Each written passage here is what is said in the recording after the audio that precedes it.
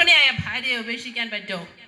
അവിടെയാണ് ഈ മുഖ്യധർമ്മവും ഗൗണധർമ്മവും നമ്മൾ കാര്യമാക്കേണ്ടത്. ആ രാജാവിൻ്റെ മുഖ്യധർമ്മം എന്താണ്? പ്രജാപരിപാലനമാണ് രാജാവിനെ സംബന്ധിച്ച് മുഖ്യധർമ്മം. ആ രാജാവിലെ രാമനിലെ ഭർത്താവ്, ആ ഉത്തരരാമായണം വായിച്ചാൽ നമുക്ക് മനസ്സിലാവും, ഭയങ്കരമായിട്ട് കരയുന്ന, അല്ലെ, ഭാര്യയെ വിചാരിച്ച് സങ്കടപ്പെടുന്ന, കരയുന്ന. ഇനി ആ രാമൻ ചെയ്തത് ശരിയാണ്, ഏകപത്നി വ്രതക്കാരനാണ് രാമൻ എന്ന് ഒരു സ്ഥലത്ത് കൂടി തെളിയിക്കപ്പെടുകയാണ്. എവിടെ?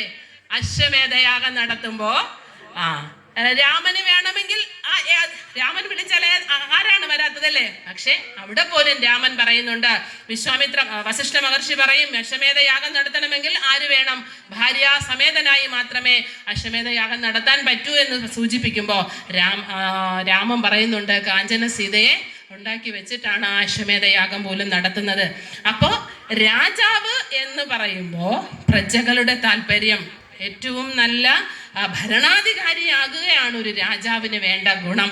അതുകൊണ്ടാണ് പ്രജകളുടെ ആഗ്രഹത്തിനെതിരായി ചെയ്യാൻ പാടില്ല എന്ന് പറഞ്ഞിട്ട് രാമൻ സീതയെ കാട്ടിലേക്ക് ഉപേക്ഷിക്കുകയല്ല ചെയ്യുന്നത്, അല്ലെ, വാൽമീകി മഹർഷിയുടെ ആശ്രമത്തിലേക്ക് ആക്കുകയാണ്. അതെ.